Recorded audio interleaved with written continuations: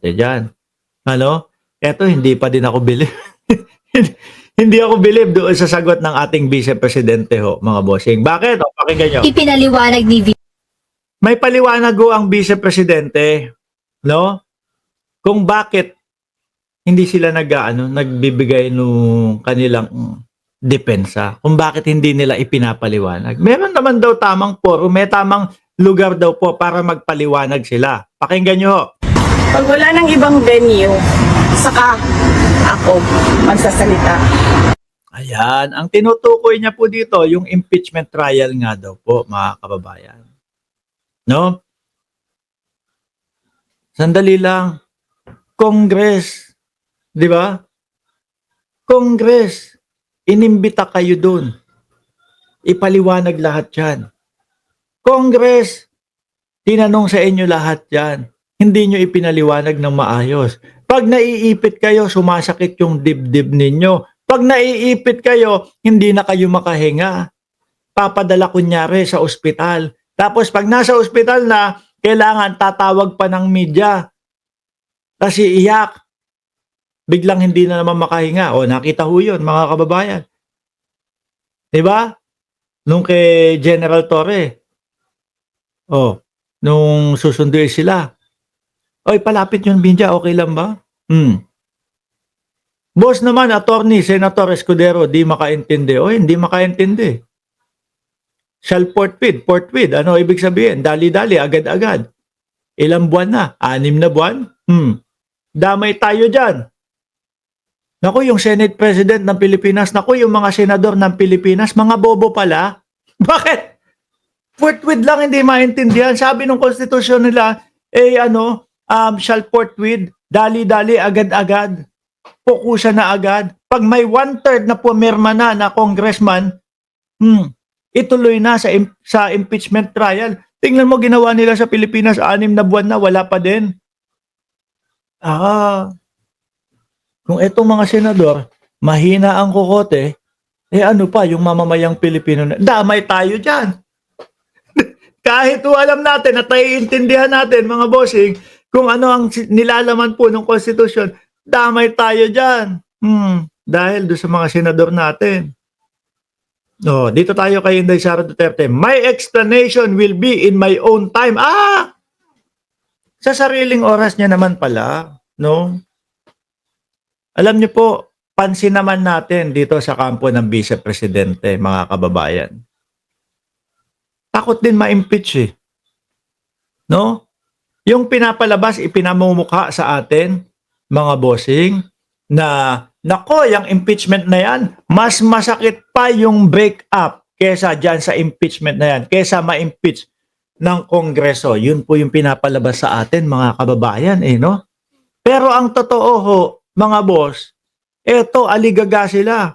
Hindi naman hukukuha ng 16 na lawyer yan, na pinakamamahal na mga lawyer, kung ayaw niyan, kung gusto niyan, o kung hindi sa kanila, kung hindi sila naaapektuhan ng impeachment. Biruin nyo, 16 na lawyer. Ang sigaw lang po, mga bossing, i-dismiss. Kala ko pa naman, 16 na lawyer ang magtatanggol kay Inday Sara Duterte at iaangat ang pagkatao nito, lilinisin ang kanyang pangalan. Kala ko ganun yung gagawin Yung pala, dismiss ang gusto. Dismiss yung gusto. Kasi mga kababayan, sabi, may 1 year ban daw. No?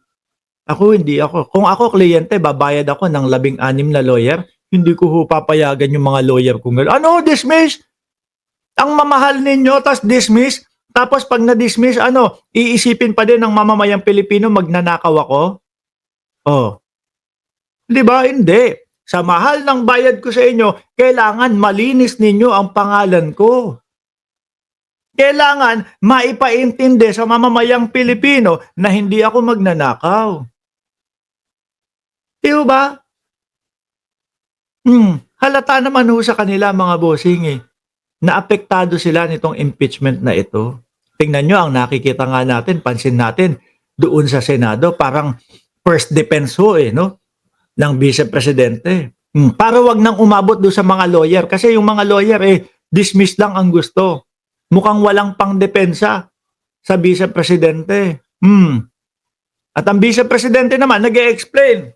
Kasi may mga vlogger na kagaya natin. Sinasabi natin, kung yung mga yan, meron silang depensa, doon pa lang po sa Congress, ipinaliwanag na nila yan.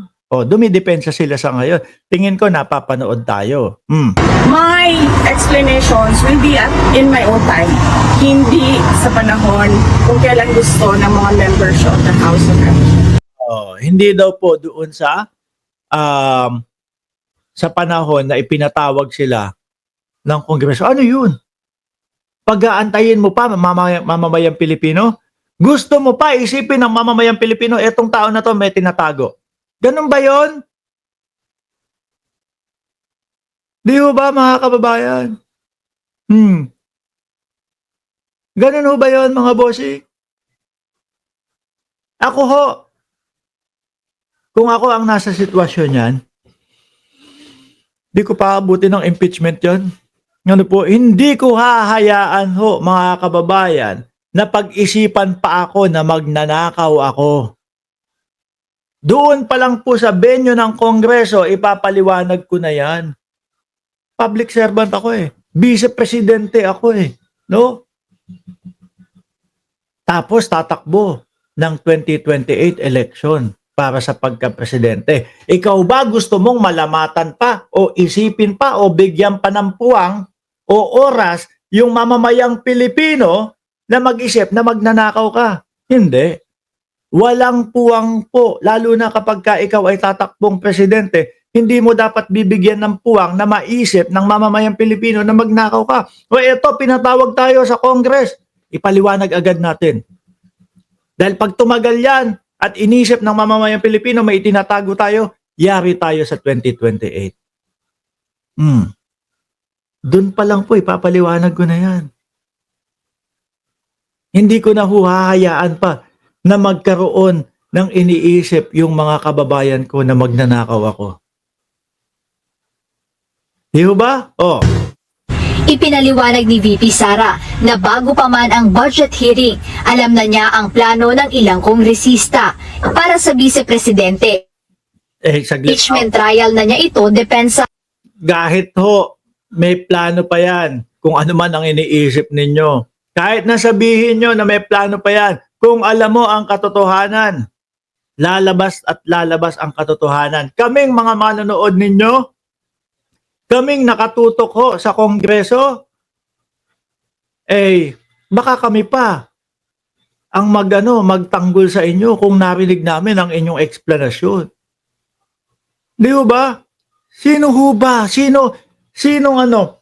Sinong opisyal ng gobyerno yung gusto pang umabot sa impeachment? Pag ikaw umabot sa impeachment, 50-50 ka. Di ba? Pag ikaw natalo doon sa impeachment, hindi ka na makakatakbo sa susunod na mga eleksyon kahit anong posisyon. Gusto mo pa bang umabot sa ganon? Siguro napapanood ng ating Vice Presidente na yung mga vloggers po, kagaya ng Mark Ramos, sinasabi, dapat Kongreso pa lang pinapaliwanag niya na yan. Pinaliwanag niya para hindi umabot sa impeachment. Kaya po, ang depensa nila, sa tamang panahon. Ano yun, Yaya Dab? Yaya Dab? Di ba?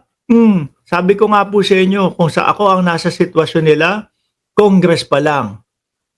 Pinaliwanag ko na yan. Niya ang plano ng ilang kongresista para sa vice-presidente. Mabuting sa impeachment trial na niya ito depensahan.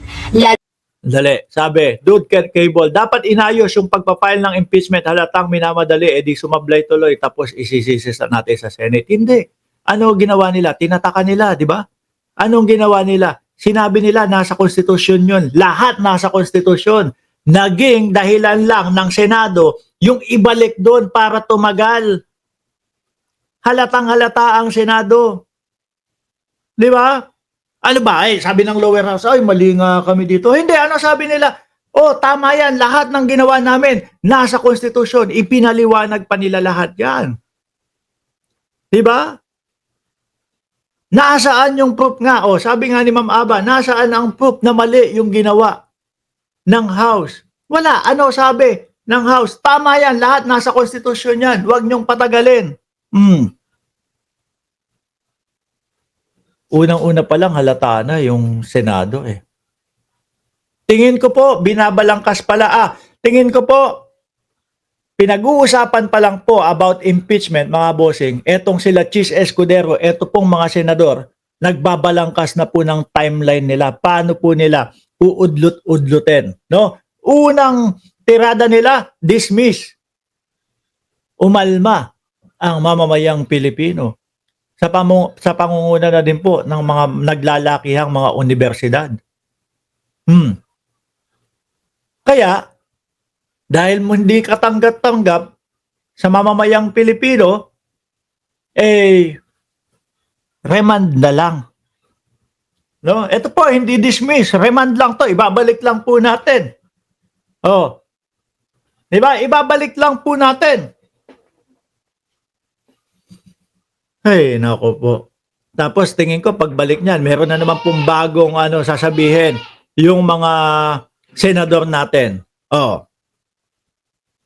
Tuloy. Lalo na at wala namang nagtanong nang siya ay nasa budget hearing noon. Ngayon, ayaw ko sumagot kasi nag-file sila ng impeachment. At sinabi ko, since Bago pala. Ay, naku naman si Inday Sara naman, Grabe naman si Inday Sara. Wala pa akong impeachment noon. Wala pang impeachment noon. Ito naman si Dudkan Cable, parang loko-loko din no? Sinasabi ng mga senador, pinatagal nila yung impeachment. Siya naman, minadali. Ano ba talaga? Naiintindihan mo ba talaga yung pinag-uusapan? Yung mga senador, ay naku po, ang tagal-tagal nila, nag-antay-antayan pa sila, tapos inipit pa kami kung kailan ang huling sesyon ng Senado sa kanila isinabmit.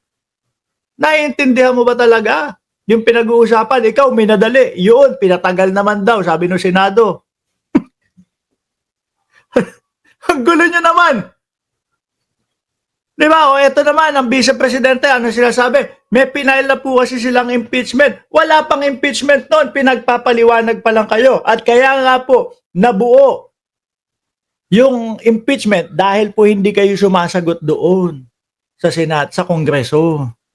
Diba? file kayo ng impeachment, ay doon natin sagutin sa impeachment. Para naman nakasat kasi akong tanga kung magsasalita ako about Wala pang ganun mga bossing. Ayan, tignan mo, nahuhuli. Diba? Nahuhuli mga kababayan. Meron na daw pong isinampang impeachment. Wala pa. Naalala nyo yung umiiyak sila Sulaika, wala pang impeachment noon. Kaya po nabuo yung impeachment dahil ayaw nilang sumagot, ayaw nilang makipagtulungan sa Kongreso. Di po ba? confidential funds ngayon na wala namang dahilan. Unang-una, nag-hearing, nandun ako, walang kahit isang tanong. Ngayon, may impeachment trial, tapos mag-discuss ako noon sa Tanong sa inyo, sino si Mary Grace Piatos? Di ba? Tanong sa kanila, mga bossing, sino si Mary Grace Piatos? Tanong sa kanila, bakit meron 250,000 pesos na mga rest house? Anong walang tanong? Kaya nga alam natin lahat dyan, mga kababayan Paano sasabihin walang tanong? Di ba? Madaming tanong. Pinapaikot-ikot ninyo. Tinanong pa doon. Bakit ganon? Bakit yung isang pulis kumukolekta ng confidential funds? Di ba? Yung mga nila, yung isang babae na siya yung nagdi-disburse ng confidential funds. Naipit na. Aray ko po, ang sakit na ng dibdib ko. Hindi ako makahinga. Kala nyo hindi namin alam lahat yan, ha?